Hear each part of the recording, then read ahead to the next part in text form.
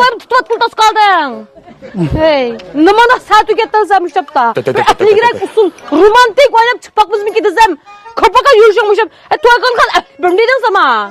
Orzem, ben şimdi kıran vaxtlarım var, oxtuma. Bahobali navrinizde durmayım da. Gördün mü Cirona?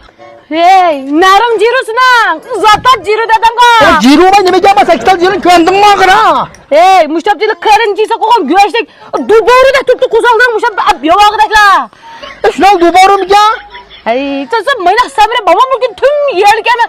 O üçlü kuzgu şu kapta 2 kuzgu müştapta. Orzem bu güzelliğin bu benim kara güzellik. Güzellikte ben ateş. Yuridu kaynak. Yes Gel. Hey, hiç pohkorsuğunun güzelliği demse sen. Maynak sabire koğan bilsin, doğaç bilsin, memnun bilsin, bukamasan. Oğaç bilsin, bukaldın sen müştapta. Böyle işte ben aman bırak gün bakma. Vay benim yüreklerim şunda cayda azer. Oxtuma. Hey, sağır, neyse yürek dedim de koğan bilsin, doğaç bilsin, oğaç bilsin de batmasan ka. O adı keser olmuşsan mı abi? Temini versen kulsa, bugüne işte bedenge. Konak kılma bulsa konak kılma. Hey, düveylime, meklasen. Nima? Ma 30-yılda bir haksız bekalık onday şivak şey operaymasını. Hey ma, emiz tunuşkan Abdikerim malım bilemse Abdikerim doktor ne? Akhwatan diki ba? Ha, donlukka. Abdikerim malım çoğun şagirdi Nur Muhammedcan doktor efendim kagide. Haksız tıbbi mesleğet demekçi. Bekalık. Aşağı mesela bir tumurlarını, putlarını, kollarını tutkusu koyup kepastan buğday. Kaldır körpağımız bu muğdaysın müştapta. Korpaka, hem bir bak normada iş gettiysin müştapta.